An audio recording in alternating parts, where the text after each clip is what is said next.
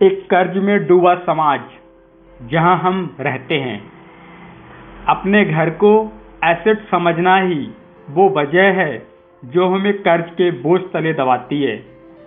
आज यही अधिकतर लोगों की सोच है। अगर सैलरी बढ़ी है तो लोग सोचते हैं कि अब वे बड़ा सा घर ले सकते हैं, क्योंकि उन्हें ये अपने पैसों का सही इस्तेमाल लगता है। इसके बदले अगर वही पैसा सही जगह लगाया जाए तो उनकी जिंदगी हमेशा के लिए बदल सकती है। लेकिन ऐसा हो नहीं पाता, क्योंकि उनका सारा वक्त हाड़ तोड़ मेहनत करने में चला जाता है। अपनी नौकरी को सेफ जोन समझकर वे उससे अलग कुछ सोच नहीं पाते, और साथ ही उन पर कर्ज का इतना बोझ होता है कि वे नौकरी छोड़ने का रिस्क ले ही नहीं सकते। अब जरा खुद से ये सवाल कीजिए, अब अपने आप से दोबारा से एक सवाल कीजिए कि आज आप नौकरी छोड़कर बैठ जाते हैं तो कितने दिन आपका गुजारा चलेगा। क्योंकि अगर आप फाइनेंशियली लिटरेट नहीं हैं, फाइनेंशियली फ्री नहीं हैं, अगर आपने सारी उम्र सिर्फ सैलरी के भरोसे ही काटी है और एसेट के बदले आपने लायबिलिटीज ली हैं, तो यकीनन आपकी जिंदगी एक कड़ी चुनौती है।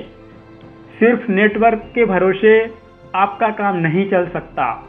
नेटवर्क बताता है कि आपके पास वाकई में कितना पैसा है, चाहे वो एक गैराज में पड़ी पुरानी कार के रूप में ही क्यों ना हो। अब भले ही वो कार कुछ काम की नहीं हो, जबकि वेल्थ का मतलब होता है कि आपके पास जो पैसा है उससे आप कितना और पैसा कमा रहे हैं। जैसे कि मान लीजिए आपके पास कोई एसेट्स है जिससे हर महीने मुझे $3000 की कमाई हो जाती है, और हर महीने आपके $6000 खर्चे हैं, तो मैं सिर्फ आधे महीने ही अपना गुजारा कर पाऊंगा। तो सॉल्यूशन ये होगा कि अपने एसेट से मिलने वाला पैसा बढ़ा दें। जब वो $6000 मिलने लगेगा तो आप रातों रात अमीर नहीं हो जाएंगे, मगर इस तरह आप वेल्दी होने लगेंगे। अब अगर आप अचानक नौकरी छोड़ते भी हैं तो आपके एसेट्स सारा खर्च कवर कर लेंगे। आप वेल्दी तभी बन पाएंगे जब आपके खर्च आपके एसेट्स की ग्रोथ से कम रहें। एक बार दोबारा रिपीट करते हैं, हम और आप वेल्दी तभी बन पाएंगे जब हमारे और आपके खर्चे हमारे एसेट्स से कम हो।